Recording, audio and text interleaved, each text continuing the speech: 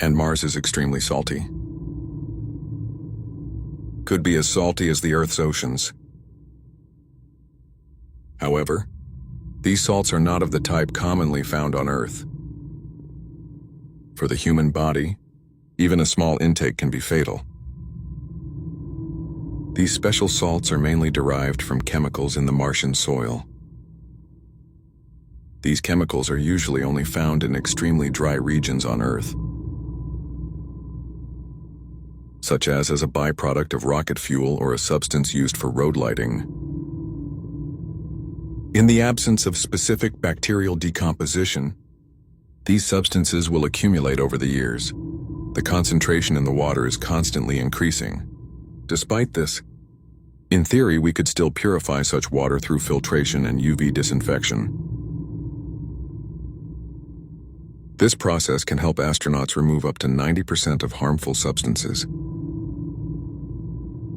and prevent any potential Martian microbes from returning to Earth.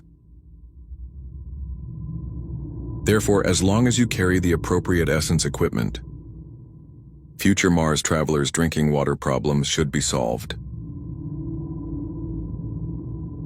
But this is just the tip of the iceberg. Before we decide to terraform Mars, there are many factors to consider. There's life on Mars, such as local microbes that have not yet been discovered. Our efforts may destroy their habitat. We also need to think about who has the power to decide whether to start such a program and when to start. Mars shares some similarities with Earth. For example, its size is smaller than that of the Earth, but a Martian day is about the same length as a day on Earth. Given these similarities, Mars appears to be an ideal target for human exploration. However, before we actually set foot on Mars, there are still many issues to consider. The first is temperature, although Mars appears to be a hot planet from a distance. But it's actually very cold. For its frozen and desolate landscape, Mars is said to have the highest mountain in the solar system. Scientists and astronauts are considering possible options for using naturally formed caves on Mars as habitation. Just as our ancestors did on Earth, caves not only provide a haven from bad weather, it may also be a safe haven against external threats. Using caves to establish colonies not only saves huge amounts of money, it also provides a natural and safe living environment. The cost of putting people on the moon and launching rockets into space is already very high. Therefore, we must carefully consider how to provide logistical support for Mars exploration. The existence of caves gives us an interesting solution for creating habitable space on Mars. Scientists have discovered that some caves on Mars are very spacious, enough to accommodate a large population. This offers the possibility of human survival on Mars. Imagine that. Living in a cave on Mars. What would it be like to live in the sunshine? When we finally get to Mars, we will face many challenges, especially how to build a sustainable living environment there. We will need to utilize the most advanced technology to extend our lifespan in this harsh environment. This includes digging deeper caverns underground to avoid the intense sunlight on Mars, and provide everyone with the oxygen they need. Residents will be able to move freely within the cave, as if they were still on Earth. To leave the cave, people need to wear special clothing to protect themselves from the hazards of the Martian environment. Cave colonies on Mars will provide habitation, dormitory meeting room, entertainment facilities, supermarkets, schools, and other essential spaces for life. The resources required to maintain the colony, like an indoor farm, it will be used to grow crops and raising animals, ensuring colonial self-sufficiency. Designers and architects have begun planning possible models for a Mars house. We offer a wide range of options, from apartments to luxury residences for families with diverse needs. Key design considerations include how to maximize the use of natural light to illuminate interior spaces, and how to protect residential areas from radiation and cosmic rays. Due to the thin atmosphere of Mars, these threats are more pronounced than on Earth. The living unit must be sturdy enough to withstand dust storms and extreme cold conditions. Some residential units will be designed specifically for couples or singles. Provide easy access to shared workspaces and gardens. Research shows that even in an environment like Mars, the presence of green plants can also significantly reduce residents' stress levels. Although people may long to get outside and enjoy the stunning views of Mars, but for safety, heavy glass will block any material from entering or leaving. For those who live underground, LED screens and camera systems can provide real-time views of the Martian surface. It's like a real window. This technology allows people to change the landscape they are viewing, according to their mood. From a tranquil river to a bustling urban scene. The residents of the Mars colony will travel to and from various locations by carefully designed transportation. These vehicles can withstand the severe temperature changes on Mars. On Mars, humans may not need to personally go out to explore or work, because we will have robots performing these tasks. These robots don't need to have a human mindset, but they will be the key to getting the job done. Artificial intelligence will play an important role in monitoring systems and updating colonial functions. Ensure the normal operation of the system and maintain updates as necessary. Facing the grand plan to send humans to Mars. The first challenge we encountered was how to obtain enough resources and establish the initial infrastructure. So far, we have sent several probes to Mars to study its topography and conduct preliminary scientific research. The next step will be to dispatch robots to advance. They will test the environmental conditions of Mars and start building the infrastructure for establishing a suitable colony. In order to achieve this ambitious goal, we're going to need people who are committed to this, including young couples. They will start a new chapter on Mars for their future and that of their children. Now, this was obviously no easy task. Building a colony requires people with a variety of professional skills, including scientists, Dr. Farmer, teachers and engineers who maintain facilities. The establishment and expansion of appropriate colonies was a gradual process. It requires time and a lot of resources. Even future spacecraft will have to be big enough it can accommodate thousands of people to travel from Earth to Mars. As the colony continued to grow, once the necessary professionals are in place, others who hope to start a new life on Mars will also arrive. Musicians and other artists will find their place in the colony. Provide recreational and spiritual food for residents. As the size of the colony expanded, we can even look forward to artificial waters. Offer a leisure experience similar to the beaches on Earth. Animals will also be brought to Mars. Not only to provide nutrition, it is also possible to establish wildlife reserves, offer residents more natural experiences. NASA and the China National Space Administration both have plans to send the first humans around 2033. The mission to Mars is considered ideal at this point in time. Due to the relative position of Mars and Earth, travel time will be greatly reduced. Even so, utilize current technology. Getting to Mars still takes 6 to 9 months. Round-trip travel can take up to 3 years.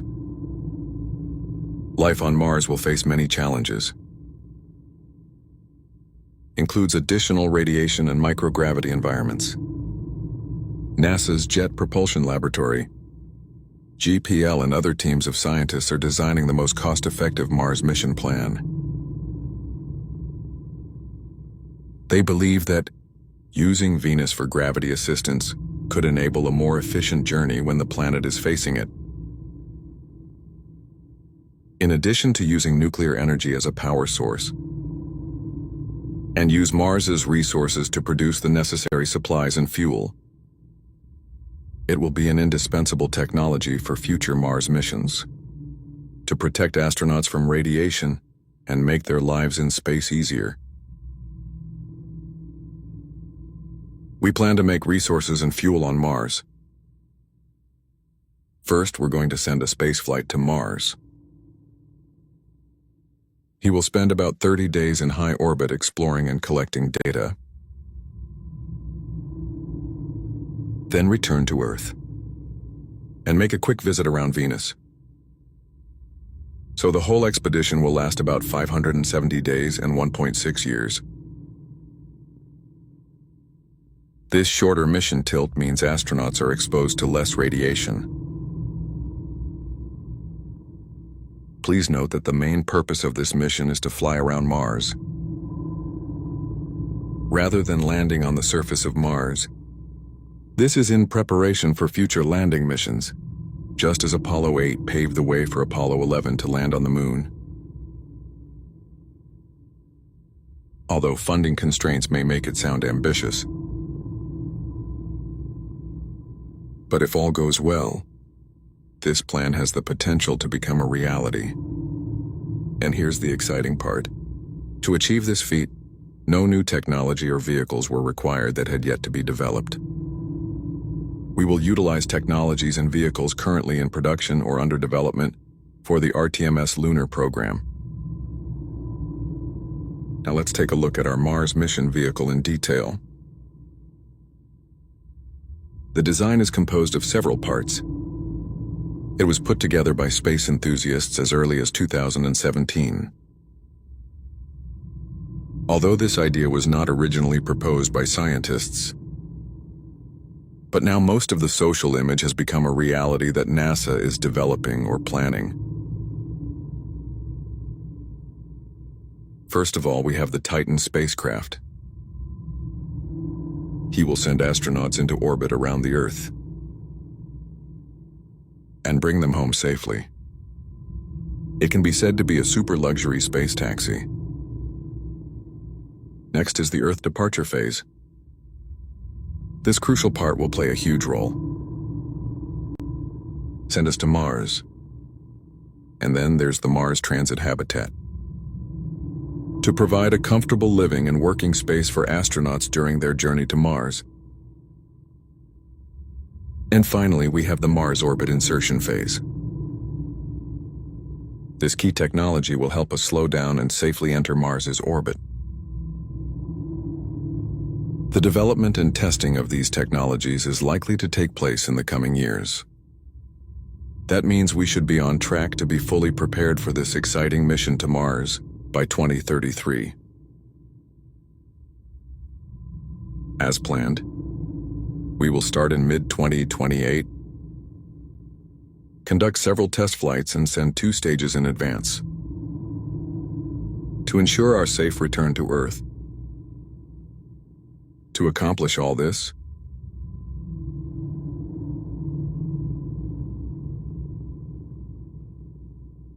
this will be a spectacular space extravaganza by the end of 2032. When everything is ready, March 2033, Our brave crew will take Orion aboard, docking with a Mars mission vehicle that has been launched into Earth orbit. Make sure everything is ready. During our planned Hongwei journey to Mars, adaptability and flexibility are particularly important, so that we can adjust our strategy if necessary. By April 2033, everyone is full of enthusiasm for exploration. We will perform a powerful acceleration. Send us directly to Mars. The astronauts will begin their approximately 200-day journey to space. Finally arrived on the Red Planet in November 2033. Once in Mars orbit, they will spend about 30 days exploring, experience a range of exciting space activities. For them, Mars will become a giant playground. When the mission is over and ready to return to Earth, they will use spacecraft previously launched and already in 2 phases of Mars orbit for a rendezvous. The astronauts will need approximately 340 days to return to Earth.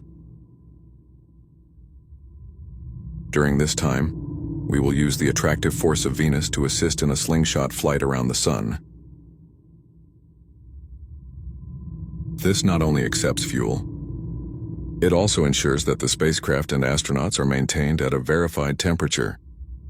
To prevent the temperature from getting too high near the solar chamber, we will install shades to avoid the direct effects of solar radiation. Eventually, the Orion spacecraft will re-enter the Earth's atmosphere and landed in the sea to bring this heroic journey to a successful conclusion. But this is just the beginning. Our team has laid out the next phase of the plan for those intrepid explorers.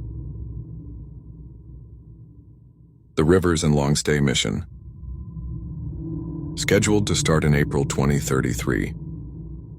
Only stay in Mars orbit for more than 2.5 years.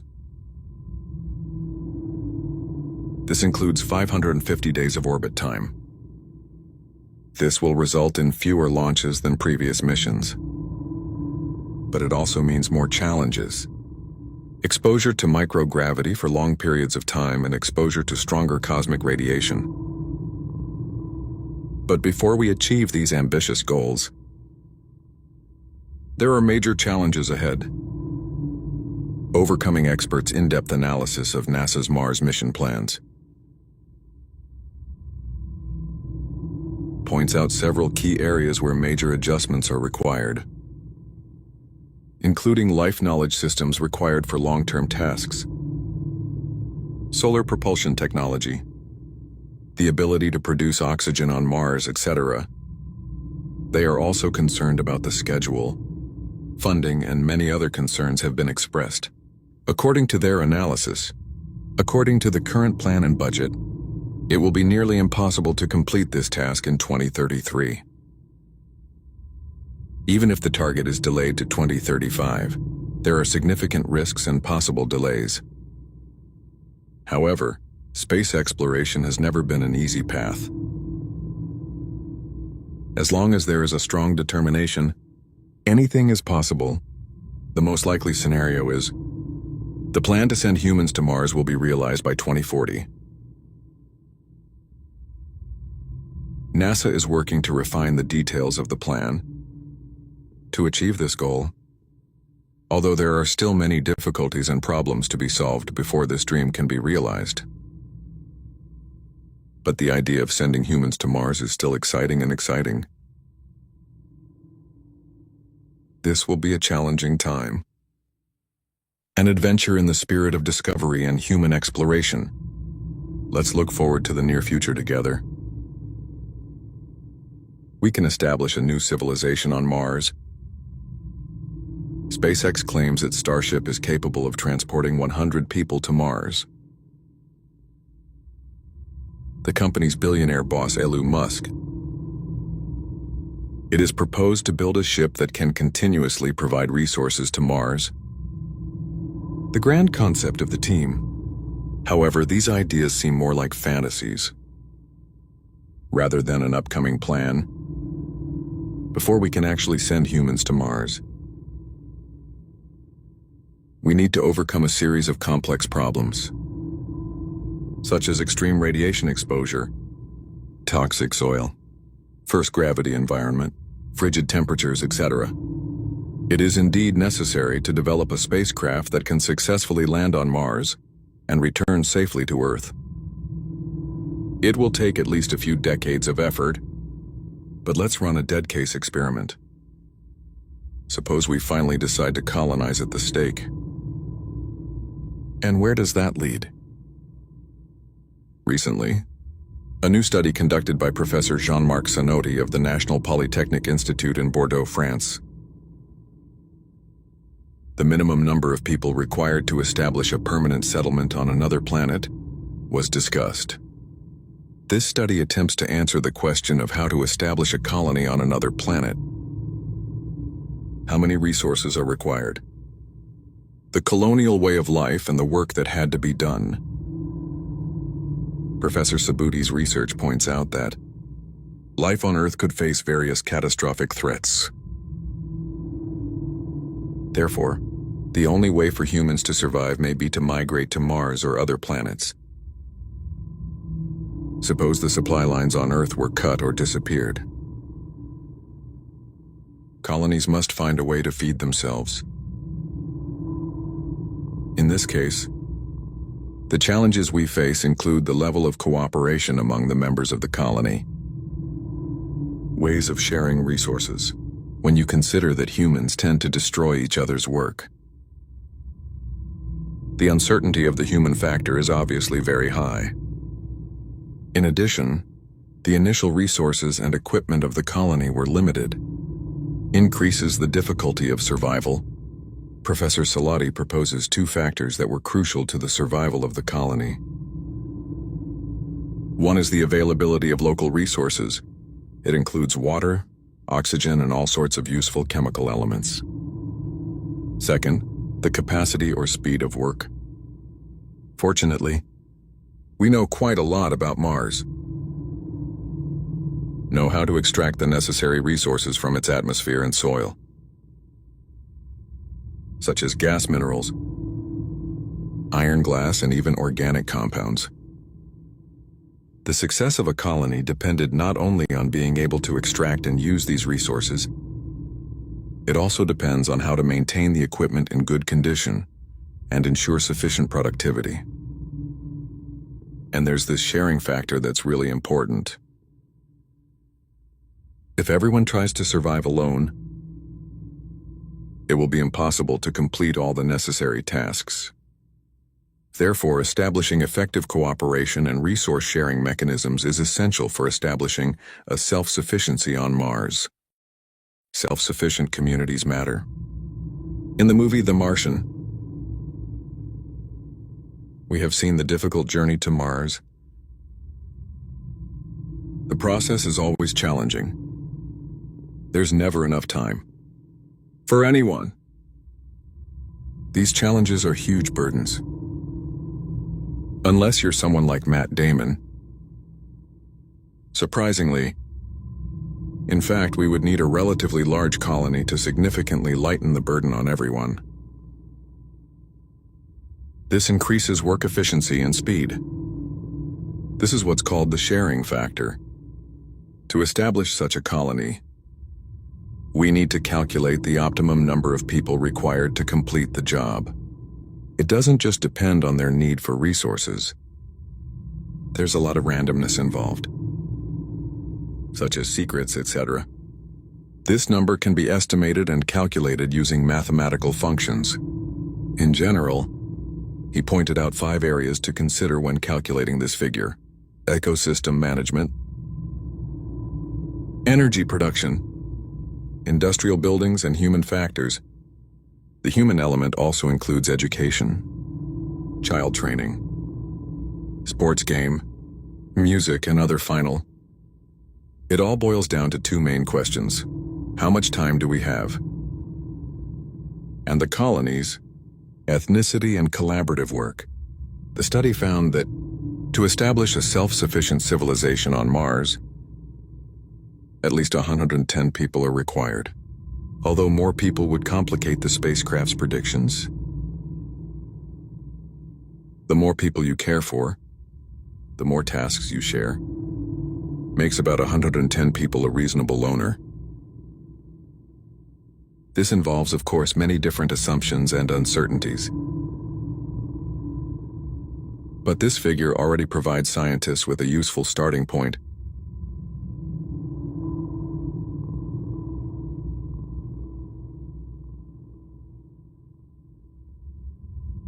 However, colonizing other planets is an extremely complex challenge. Solving this challenge could take decades or even a century. Therefore, the best strategy is to protect our planet as much as possible. Until we have the ability to start conquering other planets. Imagine that. You are one of those who are brave enough to face this challenge. Dreaming of owning a piece of land on Mars. Build your own home. However, from a legal perspective, no one can own any part of space. The Outer Space Treaty provides that outer space, including the moon and other ladders, it shall not become the territory of any country. This means that even if you build a home on Mars, that land doesn't belong to you either. Space is regarded as the common property of all mankind. But using space is another story. For example, you may have the right to occupy a position on a specific track to place as a row.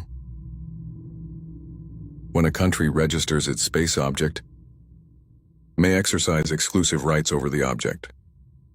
This means that if a country established a base on the moon, the base belongs to the country, but they cannot claim ownership of the land.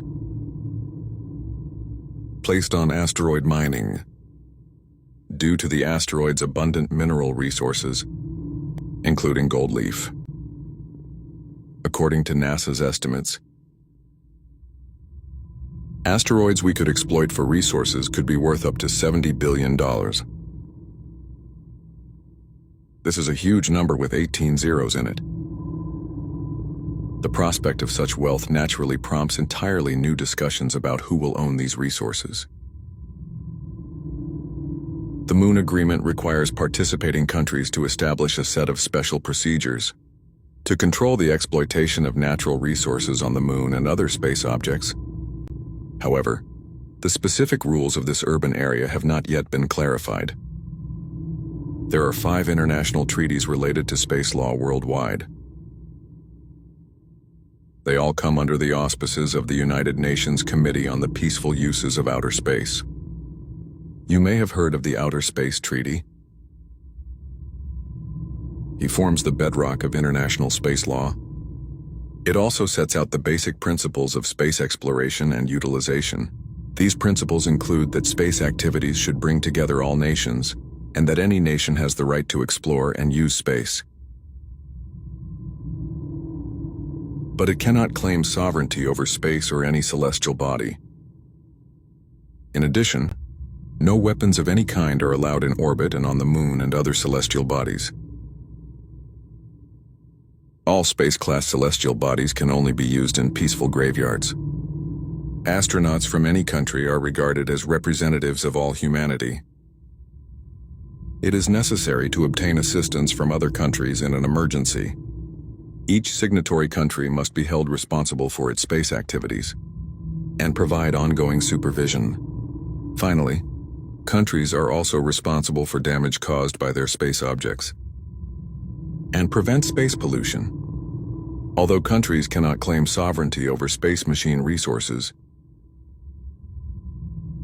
but there are some regulations on what to do with objects that fall from space to Earth.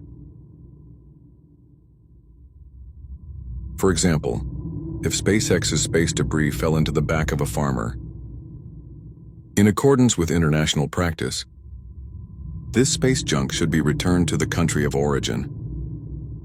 However, If a meteorite carrying valuable minerals falls on an individual's private property, then the ownership of these items goes to the property owner. But if such a meteorite were found on public land, according to the Movable Cultural Heritage Protection Act of 1986, you may not be able to keep it because meteorites are considered protected objects.